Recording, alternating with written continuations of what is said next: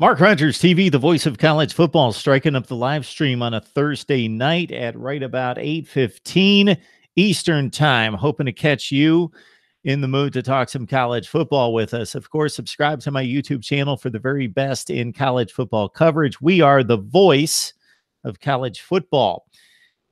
If you want to listen to the audio, you can catch us there as well on Google Play, iTunes, Stitcher, and Podbean. Just search Mark Rogers TV, or if you're watching the videos and go down to the description section, you will find right there where I have the link to the audio from Podbean listed right there. We just got off the line talking Florida State, Ohio State, and Miami on a Thursday night. Tony Gerdeman from the ozone.net stopped by to set us up for Ohio State's spring game, which has yet to be announced in terms of a final kickoff time. With all the pending severe thunderstorms there in the Midwest, Ohio State was going to kick off at 1:30 on the Big Ten Network on Saturday, but the Buckeyes may move it back to let those thunderstorms push out of the area. But Tony joined us just a few minutes ago to talk about the Buckeyes, and he's excited to watch them play, to put a cap on those 15 spring practices with the quarterback position in play and a battle between, of course, Joe Burrow, Dwayne Haskins, and Tate Martell. And we'll talk about that with you if that's what you'd like to talk about during this live session. We'll talk Ohio State football. We'll talk Florida State as well. Just got off the line with James Coleman. Of course, he was a fullback there at Florida State from 2002 to 2005. He's with Gridiron now, and also his podcast, The Sports Den Live. And we talked at Florida State with the Garnet and Gold game, Salt and Pepper, Vanilla Ice performing in Tallahassee on Saturday night. And of course, we'll be focused on football with Florida State. And the first time we've seen the Noles on the field with Willie Taggart on the sideline going up against each other. We talked about the quarterback situation, of course, but James Coleman went much deeper into the personnel on both sides of the ball and the guys that he is excited to see on Saturday night in Tallahassee. And we just got off the line with our first-time guest in Brandon Cooper. You can catch him at College Football Vids. He loves Miami. He told us the story of how he became a Miami football fan and has stayed with the Canes for 17 years. Even though he is way up there in Tennessee, he loves the Canes, and he's got a college football channel there talking Miami. And I know how many Miami fans I've got watching me. So I tracked down Brandon Cooper, and we had a fun talk. And we talked all the Miami narratives, especially Malik Rozier versus N'Kosi Perry versus Jaron Williams, and how he sees that playing out. And just the expectations of the program going from 9-4 to 10-3, finally getting that Coastal Division championship, finally getting to the ACC championship game, but leaving 2017 in a bit of a lull with 3 straight losses and the demolition by Clemson in the ACC championship game, 38-3. Going to strike up the live chat. Hopefully some folks have jumped on, and we'll see what comments and what's on your mind. All right, Dondre, yes. How you doing tonight? FSU is loaded on offense. They have a few question marks at wide receiver in regards to depth. They, of course, have Cam Akers at the running back position and DeAndre Francois, although James Blackman putting up a fight for the quarterback spot. And that's the story with FSU. I will know more about the Noles once the spring game is played. And if you've watched college football and know how the spring practices are conducted, of course, there are 4 or 5 scrimmages that mean just as much to the coaches as the spring game. We just don't get to see those. So there's live action about 4 to 5 times throughout the spring session, but we just get to see the spring game. And that's where we make way too many judgments and jump to too many conclusions based on who played well and who didn't during the spring game. Look out for North Carolina and Boston College. Yeah. North Carolina 1-7 last season. Larry Fedora, though, lost all that NFL talent in particular at wide receiver from the year before. Mitchell Trubisky at the quarterback had his issues at the quarterback position last year, and it was a pretty awful football team there at North Carolina, going 1-7 in the ACC. Boston College surprised me, surprised a number of people in some of their victories against the likes of Louisville and some other teams. Florida State, BC just annihilated Florida State last year, and that was just a few weeks after the Francois injury. And they took it to Florida State. Dondre mentions the BC defense, which is always one of the better units, especially considering the recruiting level for BC. They have put together some of the better units in recent memory on the defensive side of the ball. And of course, will not have Harold Landry, who was moved on to the NFL draft, and we saw him at the Combine a few weeks ago. Ryan jumps in. Hey, Ryan, how are you? What's on your mind concerning college football tonight? We're going to be on here for a few minutes talking college football. Just mentioned to a number of people that are watching right now, we talked Florida State, Miami, and Ohio State tonight.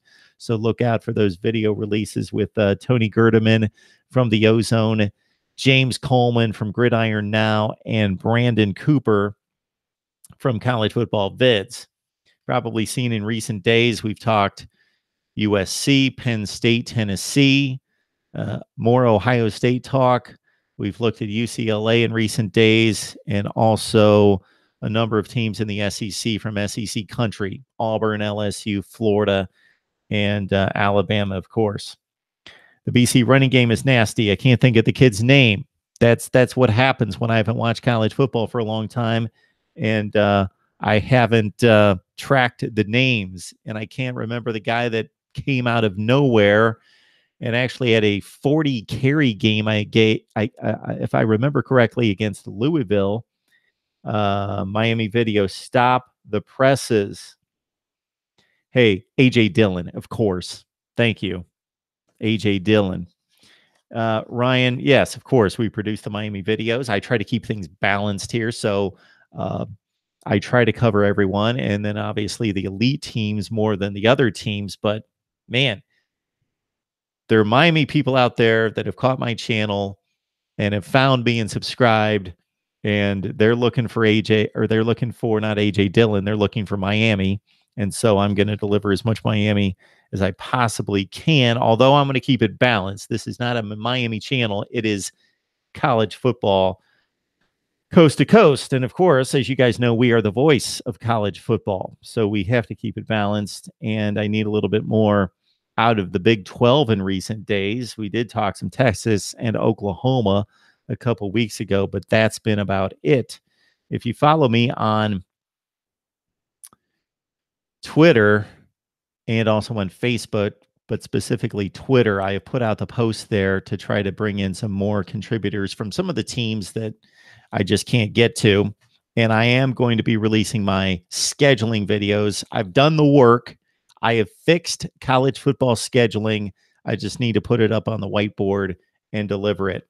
Virginia was awful at the end of last year. So Virginia got off to a nice start.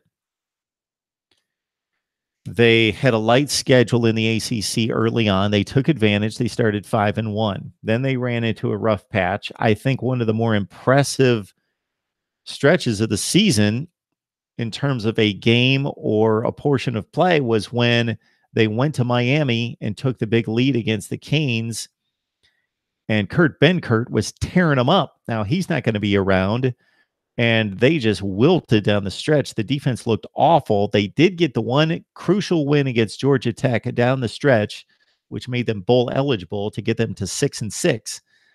But you talk about a miserable effort against a Navy team that I understand it's difficult to run against the triple option and set up the defense and get everyone on the same page and to play assignment football to take on the triple option. But Virginia was not ready for that game, and they just looked awful. They might have a setback, not only losing Benkert, but they also lost two of their program's best defensive players. Yeah, so Juan Thornhill, I believe, is back. but they did lose some of their better players at the linebacking position and elsewhere. Guys that, again, I've seen play a zillion times, and I can't come up with their names right now. This is awful. But I haven't thought Virginia football for quite some time. But Jordan Mack, a good player there at Virginia, would be one of them. All right. What do you guys want to talk up tonight? I just thought I'd hit the live stream and let it fly and see what you guys have. Again, I am creating videos constantly. They're coming out. Yeah, Micah Kaiser, of course, Ryan. And I'm thinking of, well, Quinn Blanding was one of the best safeties in college football. He has moved on as well. These Georgia Tech running triple option teams hurt them in recruiting. Yeah, Georgia Tech does not recruit as well as you would think. A team that stands in the ACC and wins as many games as they do, their recruiting classes are typically in the 50s. So it is difficult to sell that offense to a wide receiver, although they've done it and produced some wide receivers onto the NFL. Calvin Johnson, of course, is the prime example, but it's difficult to sell that offense, especially when everyone else is preparing quarterbacks, running backs, and wide receivers for the NFL. And even the offensive line play. You don't want to go to Georgia Tech thinking, okay, I'm going to learn this offensive system and I'm going to run the ball 90% of the time. Therefore, the tape's not going to look great and my development's going to be hindered as an offensive lineman if I've got the potential to play at the next level versus playing for either a pro style offense or for a spread attack, and then you get the reps in the passing game. That's why Georgia likes them running. We don't have to recruit against these Georgia Tech teams. Yes, the option hurting Georgia Tech. Yeah, so let me throw out a few topics. Sleepers, true sleepers in college football this year. So who would be some recent sleepers? Auburn comes to mind, the Auburn team that played Florida State in the 2013 BCS championship game, the last BCS title game. This just still is remarkable to me. 3-9 the year before in 2012, 0-8 in the SEC, and they make it all the way through, win the kick six game, beat Mizzou in the SEC championship game, and come within 7 seconds of winning the national championship. So any sleepers out there? Of course, Iowa came that close to getting to the playoff and probably getting annihilated in 2015, but they lost to Michigan State. So Iowa at 12-0, a sleeper who almost ran the table and went all the way. Clemson going to four-peat ACC champs. Clemson alum 98. I would think so. It certainly looks to be their conference more than any other team in college football. Clemson seems to be the team to beat in their conference with the largest disparity, at least based on what we've seen the last several seasons. And now going into the 18 opener, the Clemson's got the clear path above anybody else in any other conference. Ohio State, the best roster in the Big Ten, but boy, they're going to be tested by Penn State, Michigan State, and then Wisconsin on the other side. Oklahoma's going to take a step back, you would think. So Texas has a shot. TCU also. USC, they have the best roster in their division, but Stanford, Washington, probably better teams that if things play out the way they appear to be right now, would most likely beat USC in a Pac-12 championship game. And then the SEC beyond Alabama, Georgia, of course, they're the two dominant teams out of the top 5 in the country to play in one conference. Yes, Clemson has the highest probability of any team in the country, based on the way I see it right now, as getting to the college football playoff as the ACC champion.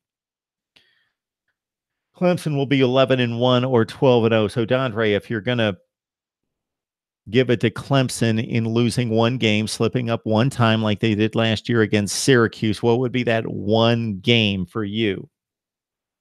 Mississippi State's a sleeper. I like that call in the SEC by Ryan. Joe Moorhead steps in, offensive-minded, good quarterback in play, who's recovering, of course, from the injury against Ole Miss. Nick Fitzgerald. but they have a ton of talent back on defense and at the skill positions on offense. So Mississippi State should be ready to make a run at it. What's going to deny them, you would think, would be, of course, Alabama and the schedule. Wake Forest. So with Kendall Hinton back in play now that John Wolford has moved on, possibly to the NFL. I think he got an invite to the combine. I'm waiting to see whether Wake Forest is going to be able to sustain the offensive firepower in the passing game that we saw at most of last season. One of the astounding stats in college football from last season was that Wake Forest, one of the worst offenses in the land for 3 years, just recently, once um, Dave Clawson took over, uh, raised its game in the passing game to 15th in the nation in terms of pass efficiency. Every champ so far has had a loss in the playoff. Yes, they have. Florida State, would they be a sleeper? I think based on what happened last season, based on Clemson being the dominant team in that conference, more so than I just outlined, than any other team in any other conference in college football, I'll go with Florida State being a sleeper. I don't necessarily know if Notre Dame's a sleeper. They're set at running back and quarterback. The wide receiver core is really good. Yes, they lose some offensive linemen moving on to the NFL draft. The defense was really good last season. Think about the season that Notre Dame turned in last year. Yeah, the Miami game was awfully ugly, but they competed against Stanford. I think that was a kind of a not a bad loss on the schedule, but Stanford wasn't really good. And then they lost the game, obviously, to Georgia very impressively when you look at what Georgia ultimately accomplished. But Notre Dame, against what might have been the toughest schedule in college football, blasted USC, beat North Carolina State, won 10 games, beat LSU. It was a pretty good showing out of the Irish. Dondre, Notre Dame is not a joke. Come on. The last time you guys faced Notre Dame, you won it by that much on a denied 2-point conversion at the goal line with a Deshaun Kaiser in the rain and in the muck, not being able to break the plane and get it in there. Otherwise, you were headed to overtime against Notre Dame in 2015. Ryan says, I would say BC could be Clemson, but I think Clemson's defensive line will shut down A.J. Dillon, and I don't think they have the passing game to move the football. Yeah, going to have to do some research on BC and if they have upgraded in the passing game from what they had last season. For us, have not talked BC football in recent years. We did have Dan Rubin from SB Nation on. If you go back with me and my channel years back, Dan used to come on all the time and keep us updated on Boston College. So we had that personnel down cold, but BC's been off the radar, and I didn't really see BC play until the bowl game against Iowa, a game that they dominated the first half and then let up big plays in the second half and really blew the game on some turnovers in the fourth quarter, losing to the Hawkeyes. Guys, all these teams can't beat Clemson. It will be Bama in the playoff or nobody. Ryan says, I don't think FSU is a sleeper. Offense could be elite, but I don't have a good feeling about the defense, and I don't like Willie Taggart. 1988, Notre Dame has not won a national championship since the 40s. Yes, 1988 against West Virginia and quarterback Major Harris. Notre Dame went undefeated that year. Of course, they beat Miami by the 1 point in South Bend. Then the next year, they had another showdown at the Orange Bowl. Miami got their revenge 27-10. What about NC State? Ryan Finley back at quarterback. Defensive line gone. Bradley Chubb, we know, but the rest of the line, 3 of the 4 gone. Naheem Hines gone. Another playmaker on offense, I believe, gone for NC State. But again, like a fifth or sixth year quarterback coming back in Ryan Finley. Not a great player, but very consistent, knows what he's doing, makes the right reads and decisions, and the defense has been good. NC State, interesting call. They still a joke, Dondre says about Notre Dame. They lost their entire line. NC State did. Okay. Thought it was 3 out of 4. Clemson would crush them now 3 years ago. In the rain doesn't matter now. But NC State has a legit D line. But Clemson alum 98, that's all I could go with. That's all I could go with in comparing Notre Dame and Clemson. And think about what the two teams turned in last season. Clemson had, what, about a 4-game season? The division's good. It's not great, but capable programs they had to play in Louisville and NC State and Wake Forest. Of course, Florida State was off its game, but still gave Clemson fits. And Clemson had the game against Auburn. Sure, they had to deal with out of conference, but Louisville wasn't nearly as good last season at that point in the season as they were the season before when they scared Clemson. So let's give Notre Dame a little bit more credit last season and what they accomplished against arguably the most difficult schedule in college football. Don't have a good feeling about NC State's defense. NC State has a legit defensive line coach. So he's the defensive line coach that certainly, to Terrell's point, was good enough to be swayed or zeroed in on by the University of Miami. They desperately wanted the NC State coach to come their way, but they weren't able to bring him in. And we will see this year if he's really that good. Sometimes you see it with offensive line coaches in particular that you can pretty much hand the guy anybody, i.e. Wisconsin, Iowa in particular, Nebraska back in the day where they had walk-ons who eventually earned scholarships on the offensive line, and they were dominant. That's the one position, I think, more than any other position, because of the cohesion of the unit that's necessary to offensive line play, and because of the developmental aspect that you can develop an offensive line more so than other positions. Miami got crushed by Clemson. We know, Dondre, 38-3. I was just on the line, as I mentioned, with Brandon Cooper from College Football Vids talking Miami football, and I said, hey, this 3-game skid at the end of the season wouldn't have been so bad. Yeah, there was the one bad loss to Pitt, but almost everybody has a bad loss, even Clemson. And then the Wisconsin game, you're playing one of the 10 best teams in the country, and it was a competitive game. It wasn't awful. Malik Rozier made a couple bad plays, missed on some throws, or maybe you win the game. Also, Miami's cornerbacks were supremely outplayed in that game by Danny Davis and company. But that middle game against Clemson, that's where Miami's season was, I'm not going to say a bust.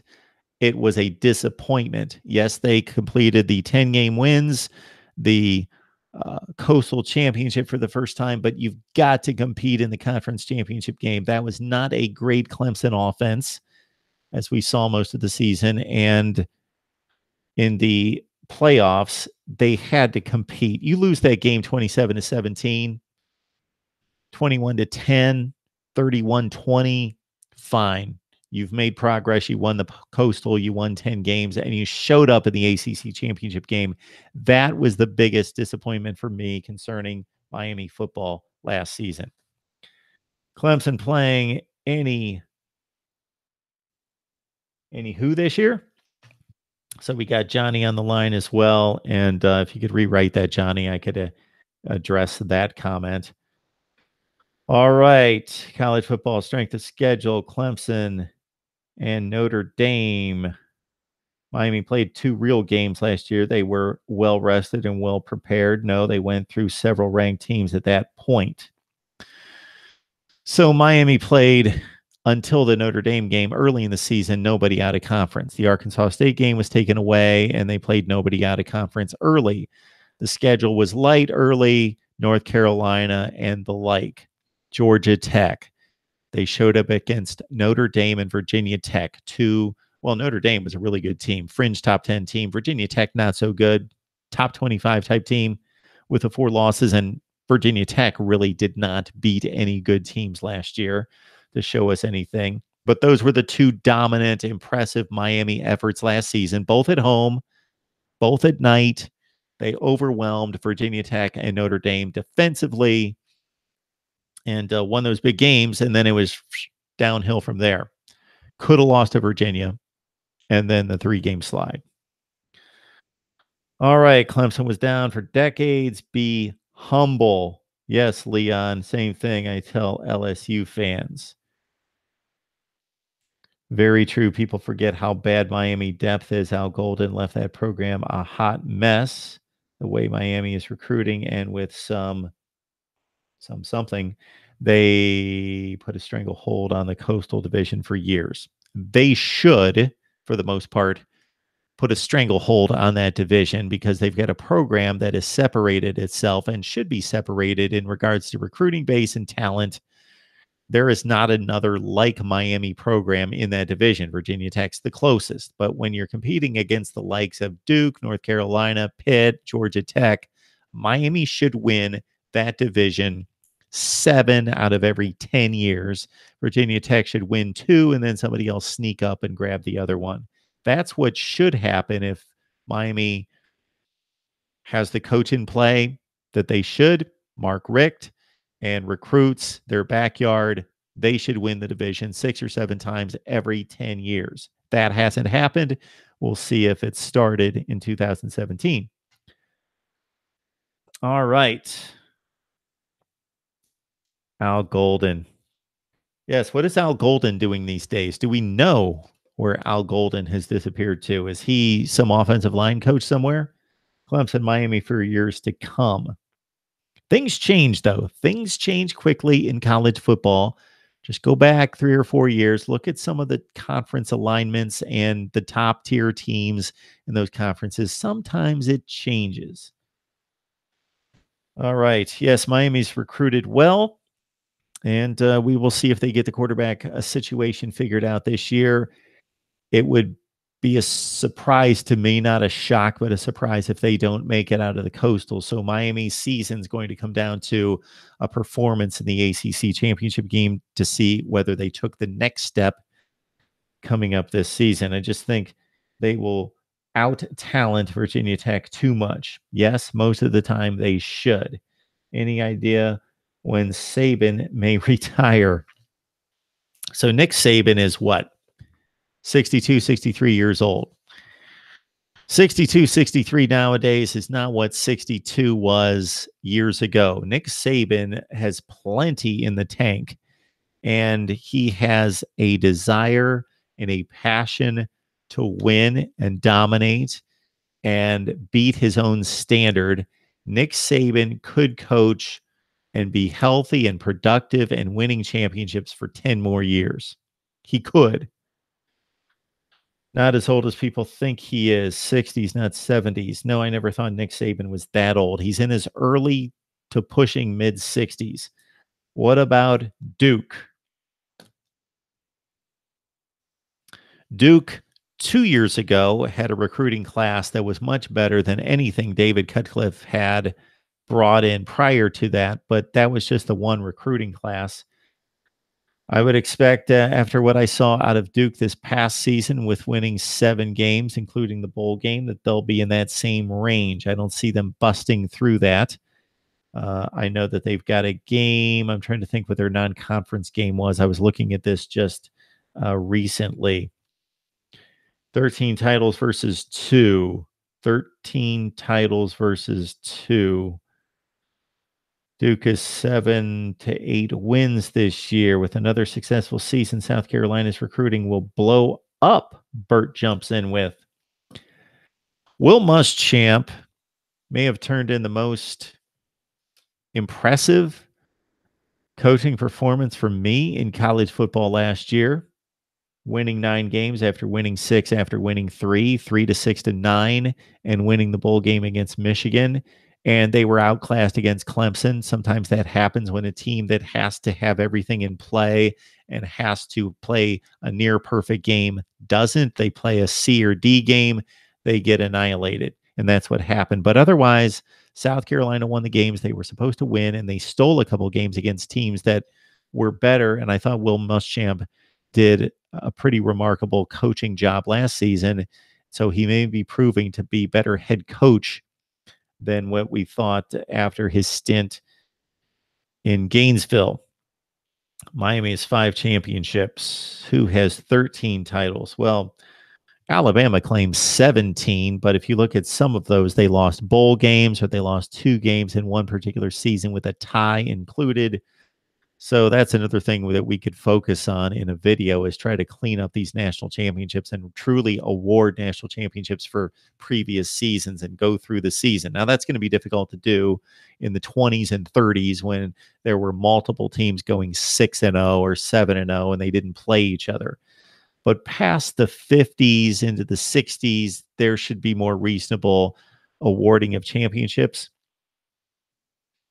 Some of these claimed championships are just pathetic. Most Notre Dame titles were won in the 50s, 60s, and is that the 30s? The 80s. What do you got there, Dondre? I hope it says the 30s. They only won one in the 80s. The one prior to that was 1977, when they beat the Heisman Trophy winner in the Cotton Bowl, Earl Campbell. Notre Dame has 13 recognized national titles. Let's be real, most of the 1980s, Notre Dame was a joke. Yeah, so that was the Jerry Faust era, of course. He took over for Dan Devine in he took over for, it was Ara Parsegan, Dan Devine. Am I missing somebody in there? Jerry Faust took over, for Dan Devine. They lost to Herschel Walker in 1980 at the Sugar Bowl for the national championship. And then Jerry Faust went from a high school coach at St. Vincent St. Mary in Akron to become the Notre Dame head coach, and just never proved heavy enough for the job. Just couldn't get it done. And then, of course, Lou Holtz took over. But most of the 80s were lost for Notre Dame from the beginning of the decade, from 1981, actually. In 1980, they were good. They played for the national title at the Sugar Bowl, but 81 to 87 was not a good decade for Notre Dame, but they finished off well in 88 and 89 with the national championship and another top 5 finish. Any insight on how long Kiffin is going to stay in Florida? I can't imagine, Terrell, that if he continues to accomplish what he's doing there, which it's pretty stunning that he's taken a team and a program that was nowhere near the caliber that what they had showed this year in winning Conference USA and demolishing Akron in the bowl game, that he's going to stick around if he continues to show that he's, again, a hot commodity in college football, that somebody's not going to give him an opportunity to coach again at the next level. I hate Notre Dame, but got to cheer for them because of your girl. All right. Most of Clemson's were in, they were only, 2 national championships for Clemson. The Homer Jordan team of 1981. And then, of course, a few years ago, the Pac-12. Yeah, the Pac-12 was a hot mess last year, weren't they? And they proved it in the bowl games when they were playing like-seeded teams and couldn't beat anybody.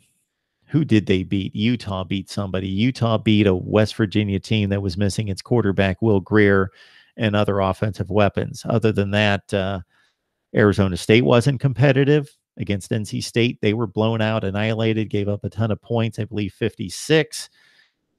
Arizona lost to Purdue. They were a favorite. They lost to Purdue. USC was dominated, only scored 7 points. UCLA blew a early lead and got blasted in the second half by Kansas State. Stanford was competitive. It was a highly competitive, entertaining Alamo Bowl against TCU, but Stanford couldn't keep up with TCU in the second half.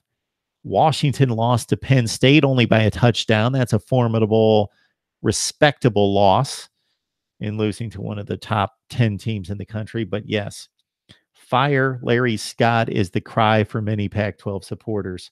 Oregon falling apart has really hurt that conference. That's been the main downfall of the Pac-12 has been UCLA has fallen off, but most notably it's been Oregon, because Oregon, for a span of 5 years there, was one of the five best programs in the country.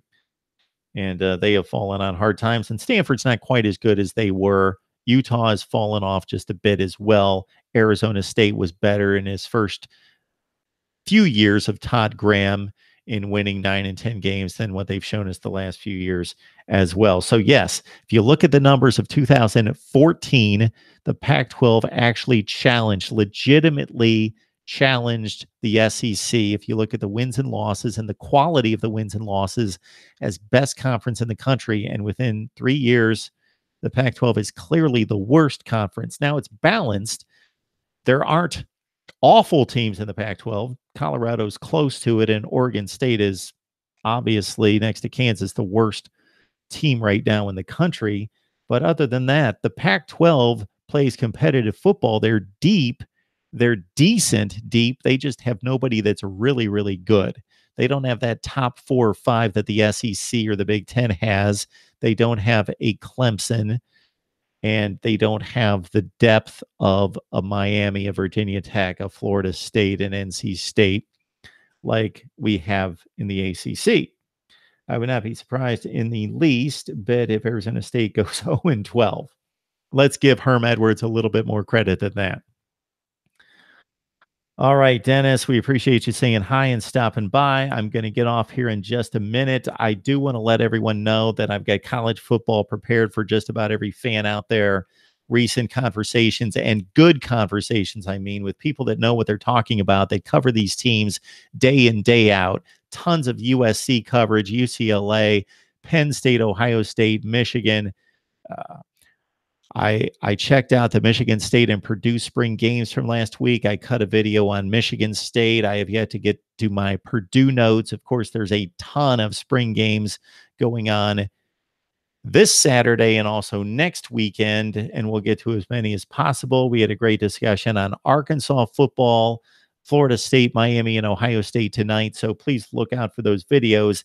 And believe me, I am going to get, once we clear out all this spring football, I'm going to get to my playoff system. I'm going to get to scheduling. I'm going to rank all the teams 1 through 130. Yes, I'm committed to do this. I can rank them 130 all the way up to number 1, and that'll be a great discussion point as well. And of course, the schedules. I've got to rank the schedules, and we'll fill those dead months of May and June with some of these fun topics as well. When's the next series of Georgia videos? We'll have to bring in some Georgia contributors and get them on the line, Ryan. But yeah, we'll jump on Georgia football. Hello, you play to win the game. Yes, you do. And it will be fascinating to see whether Herm Edwards will be able to transition from what he's been doing the last 20 years to head football coach and be able to pull through with a team he's in a pretty good place in terms of what was left for him. They won 7 games last year. They play in a weak division. So Herm Edwards has no excuses there. If he recruits fairly well and he plays CEO and he makes the right moves in putting his coordinators in play, and he picked and selected the right, he didn't select them because he had to take the coordinators and the coaches that they had there at Arizona State. But yeah, that'll be a fascinating one to watch. That's UCLA is going to be fascinating for me with Chip Kelly in his first year. Arizona State, I'm interested to see if Florida can turn around to a certain degree under Dan Mullen. Florida State with all its talent, but Willie Taggart on the sideline. And in the Big Ten, Michigan is the wild card for me. We know Michigan State's decent. We know Ohio State and Penn State are elite. We know Wisconsin's the class by far in the West. But what is Michigan going to be? And is Shea Patterson going to be the quarterback for the Michigan Wolverines? We're still waiting from the NCAA. All right. We will talk to everybody later. I see a number of comments that I really can't decipher. So brush up on the typos, brush up on the typing, and we will see all of you guys next time.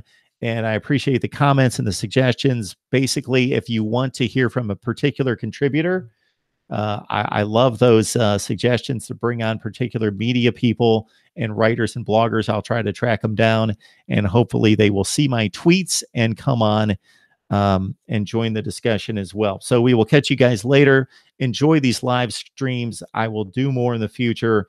And you guys enjoy the spring games this weekend, and look for another string of videos coming up in the next few days. We will catch you guys next time right here on Mark Rogers TV, the voice of college football.